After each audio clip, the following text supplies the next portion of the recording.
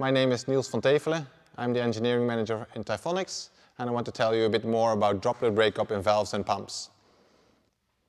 First thing generally about shear. Shear is of course related to turbulence, and turbulence causes mixing of the phases. If you have high intensity turbulence, you get droplet breakup and you get intense mixing, which results in emulsions.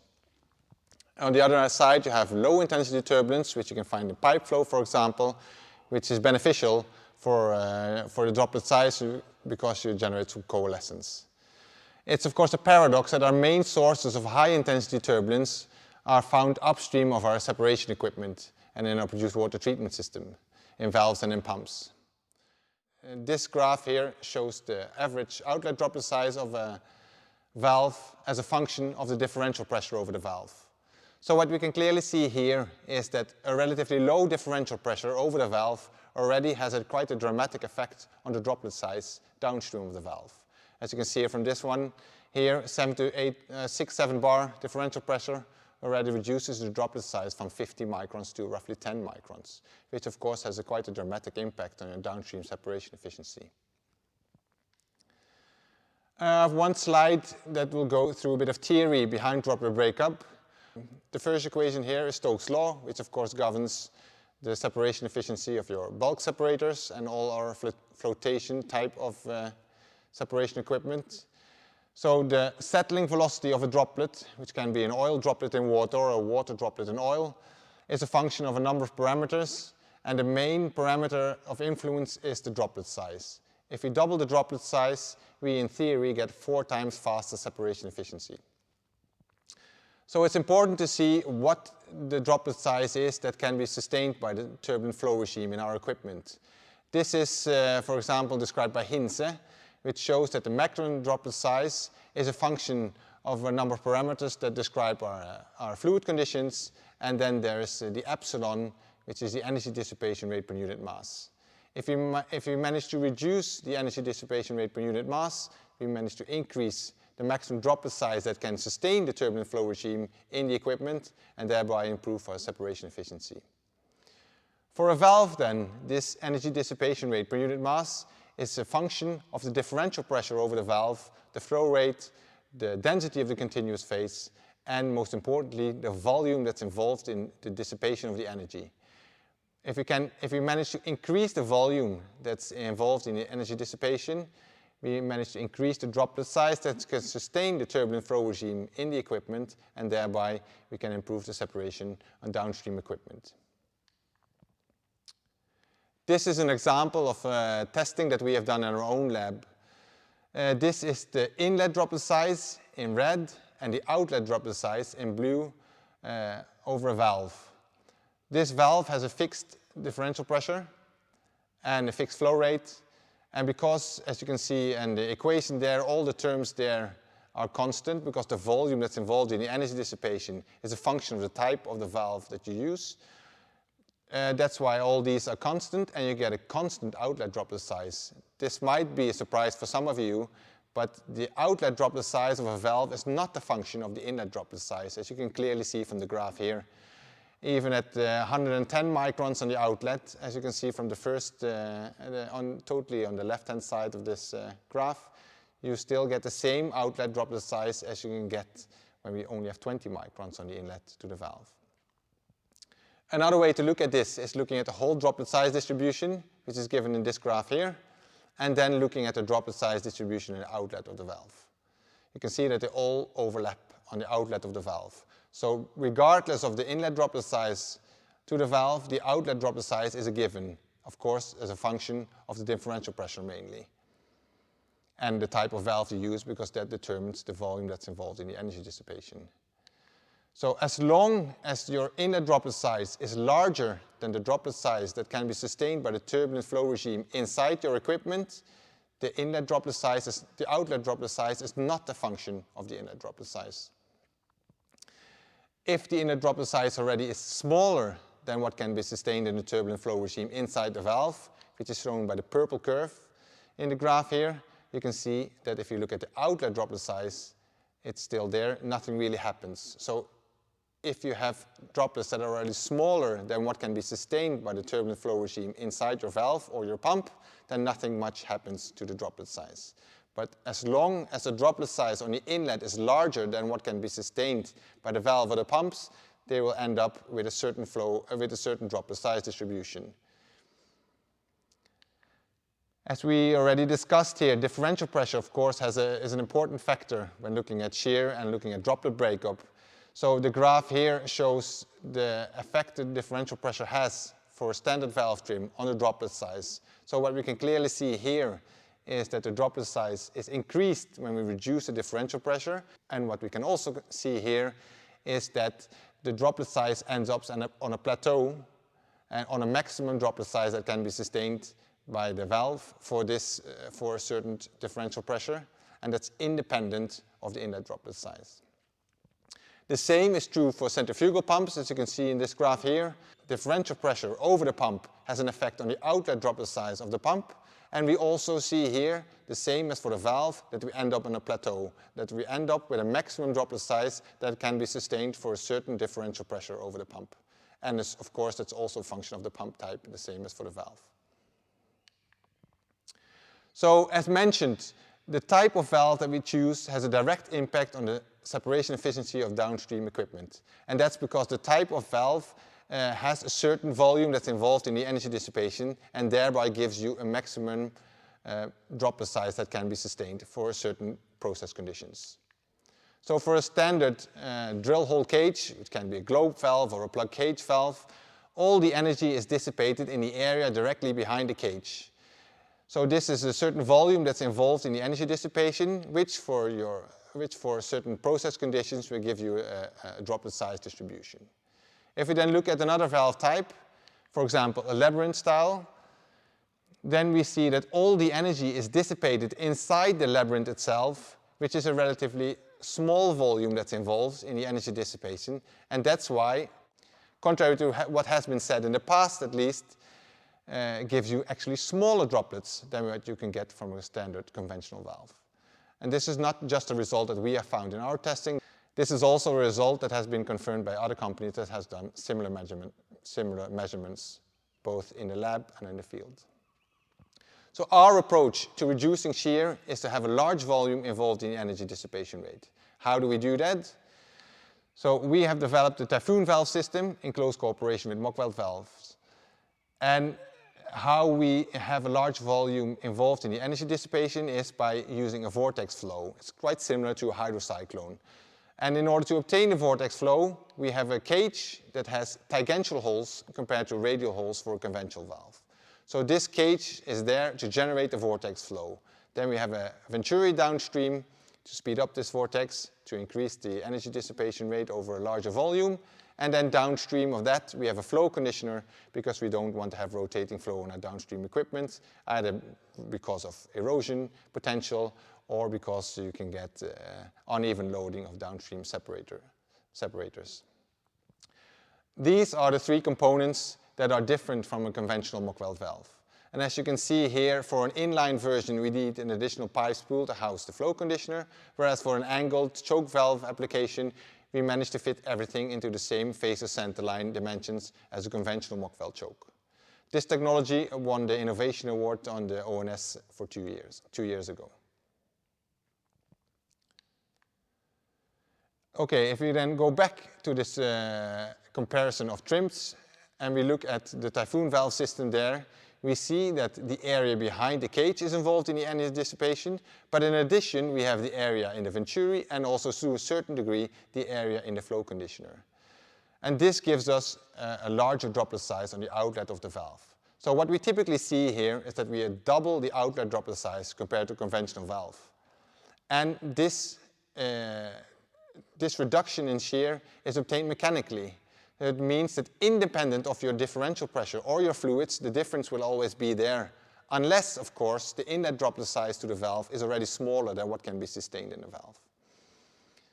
Some results of this valve in the field.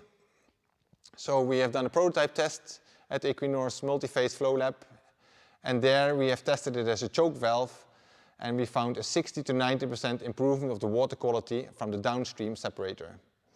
And this, we also found that this was independent of the gas-liquid ratio and the differential pressure over the valve. For this test, the differential pressure over the valve was just 4 to 9 bar, so relatively low differential pressure, and we still get a 60 to 90% improvement.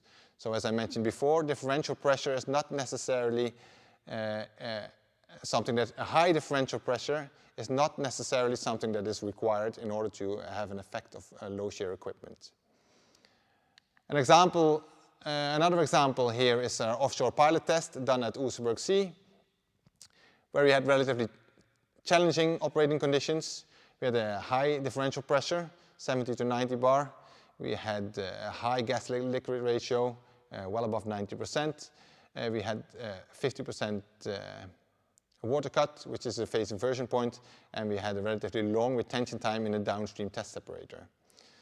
So for this test, the conventional choke was changed out by a low shear choke. They went through a test program, then the conventional choke was put back in, and the same test program was repeated. So what we see from the results here, that we have a systematic improvement of the water quality on the outlet of the test separator. A 45% reduction of the oil and water. And there are 3 results here that are quite interesting. For these results, the valve was almost closed. And when the valve is almost closed, there isn't enough momentum left in the fluids to generate this vortex flow. When there's no vortex flow, all the energy is dissipated over the cage as for a conventional valve, and these 3 results are therefore also in line with the results that we found for the conventional valve for the same test conditions. So this is in essence a proof of concept. As long as we have this rotational flow, this vortex flow, then we will have less shear and we will have better separation efficiency of our downstream equipment. Another choke valve installation offshore here in Norway on Troll Sea, where we got different operating conditions, 50 to 20 bar differential pressure, high gas-liquid ratio. Again, this was well over 90%, and a low water cut in this case, below 30% water cut. And here we found a 60% improvement of the water quality. Finally, we have an installation in the produced water treatment system. This is for an installation offshore Australia. And there we have a valve installed between the hydrocyclone and a flotation unit. The operating conditions here are relatively low inlet pressure and also outlet pressure, so the differential pressure over the valve is just 2.5 bar. And because we are downstream of the hydrocyclone, the inlet droplet size to the valves is already very small. But despite of this, we found a 23% improvement on the efficiency of the CFU for this application. All the results that I've presented here are all the analysis and all the sampling has been done by an independent third party. Okay, now we have shown some results for the low shear valve and the effect that could have on separation efficiency. Now I want to talk a little bit about low shear pumps. Low shear pumps have been around for a long time, of course, and what we generally discuss when looking at low shear pumps is positive displacement pumps. So Flanagan has made this graph over 30 years ago, and he looked at the different effects different type of pump have on the droplet size on the outlet of the pump. So what we can clearly see here is that positive displacement pumps in generally have a very good effect on the outlet droplet size, whereas single-stage centrifugal pumps, and in this case also twin-screw pumps, have a negative effect on downstream equipment and separation efficiency. However, there are sometimes some challenges with regards to positive displacement pumps, with regards to liability, and therefore some operators have approached us and asked if we could look into shearing in pumps and see if we could develop a low shear centrifugal pump. When you go to a centrifugal pump manufacturer and ask for a low shear centrifugal pump, their general advice will be to reduce the speed and increase the capacity, so oversize the pump. And Flanagan looked also into that aspect, and he found that, okay, this might be true for some applications, but not for oil water handling. And we have done some testing that has found similar results. So here we compare a high-speed pump versus a low-speed pump, and we can clearly see there that for the same differential pressure, there's no significant difference in droplet breakup for a high-speed pump compared to a low-speed pump. So speed does not seem to have any direct impact on the droplet breakup. And on this graph here, we compare a nominal sized pump to an oversized pump, and then we can clearly see that for relatively the same RPM and the same differential pressure over the pump, we see that a nominal pump has less droplet breakup than an oversized pump. So an oversized pump seems to give even more droplet breakup than a nominal sized pump. So this does not seem a valid way to go. So our approach with regards to low shear centrifugal pumps is that it's in almost all cases a multi-stage centrifugal pump, because differential pressure per stage is one of the main drivers for shear in a centrifugal pump. This is an example that's installed offshore in Malaysia, and the design was chosen there for the high reliability and the low shear performance. This pump has been in continuous operation since August of 2017 without any major maintenance. And as part of the pump delivery, we give the client the opportunity to do a droplet performance test in our own lab. So the client can bring their own crude if they want. We make a synthetic produced water, and then we operate the pump according to the process conditions in the field. And we look at the droplet performance.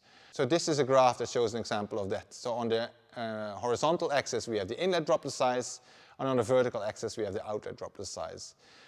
And the dotted line shows where inlet and outlet droplet size are the same. So what you can clearly see here is that we have very good low shear performance up to 25 microns. For this application, that was sufficient. We had a third party offshore doing measurements on the inlet and the outlet of the pump. What we can clearly see here in red is the inlet droplet size distribution to the pump, and in blue is the outlet distribution to the pump. So what we can clearly see is that there's no significant shearing. And the advantage of using a centrifugal pump compared to a positive displacement pump is that we can optimize shearing, if you will. So the shearing, or the level of shearing, is a design factor. To sum up then, why apply Typhonics technologies or low shear technologies in general? It's a cost-efficient way to increase your separation efficiency, of course, because you need a valve and you need a pump. You just put in a better valve and a better pump, and this will directly affect your oil quality and your water quality. This could also result in more compact separation systems, either reducing the number of stages or reducing the size of the stages. You can also use it to increase the separation efficiency on your existing separators and have a higher throughput, because you get larger droplets and less of an emulsion. You can have a larger throughput through your separator and still retain the water quality and the oil quality that you need.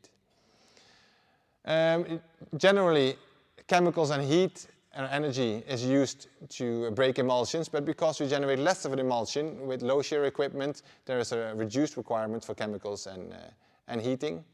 And it also reduces the frequency for the change out or regeneration of your produced water treatment filters, of course. With regards to the pumps, it's also the main driver there is the lower OPEX and the low maintenance load. And where do we apply these technologies? The further upstream, the better. So chokes are an obvious contender there. Small droplets generated in the choke valve can go through the whole produced water treatment and your separation system and can end up in your discharge. So reducing shear in the choke valve will have a direct impact on your separation and on your oil and your water quality. Level control valves are also obvious contenders, of course, and then produced water treatment, where we also find our low shear pumps. Mag and tag regeneration, liquid dump valves on scrubbers are also a good contender for this application. And it's also important to probably tell you where not to use it, and that's, for example, for polymer EOR injection applications, where you want to prevent mechanical degradation of the polymer that you're injecting into the reservoir. The valve is not suitable for that technology. Typhonics has developed another technology for that specific application.